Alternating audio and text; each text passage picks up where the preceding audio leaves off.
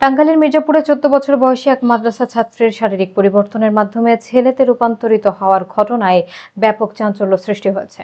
অলৌকিক এই খবর ছড়িয়ে পড়লে ওই কিশোরকে দেখতে প্রতিদিন ভিড় করছেন শত শত মানুষ। বিস্তারিত দেখুন ইফতেখার আহমেদের প্রতিবেদন। টাঙ্গাইলের মির্জাপুর উপজেলার আগধল্লা গ্রামে এক কিশোরীর ছেলেতে রূপান্তরের ঘটনা এখন টক অব দ্য ভিলেজ। প্রবাসী বাদশাহ খলিফার মেয়ে ও স্থানীয় মাদ্রাসার শিক্ষার্থী নুন্নি আক্তার গত কয়েক মাস ধরে তার শারীরিক গঠনে পরিবর্তন লক্ষ্য করেন। ধীরে ধীরে ছেলেদের সব বৈশিষ্ট্য প্রকাশ পাওয়ায় পরিবারের পক্ষ থেকে তার নতুন নাম রাখা হয়েছে নূর নবী।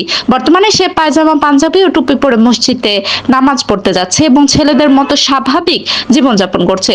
বিস্ময়কর এই ঘটনা দেখতে দূর দূরান্ত থেকে মানুষ নূর নবীর বাড়িতে ভিড় জমাচ্ছেন।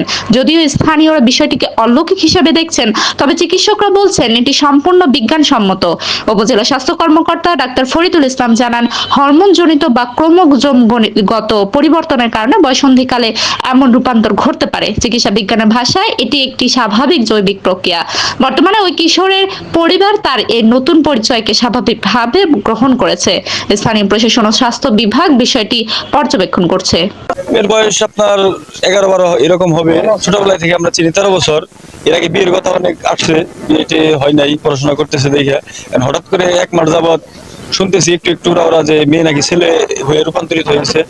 আসলে এটার প্রতিফলন ঘটছে আজকে সকালবেলায় সবাই জানতে পারছে পুরোপুরি যে মেয়ে থেকে সত্যি ছেলে হয়ে গেছে।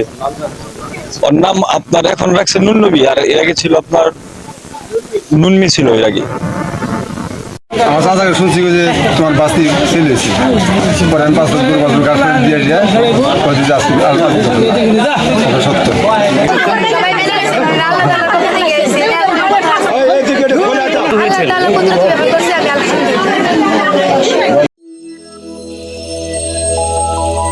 নিউজ প্রতিদিন, সব সময়, সবখানে।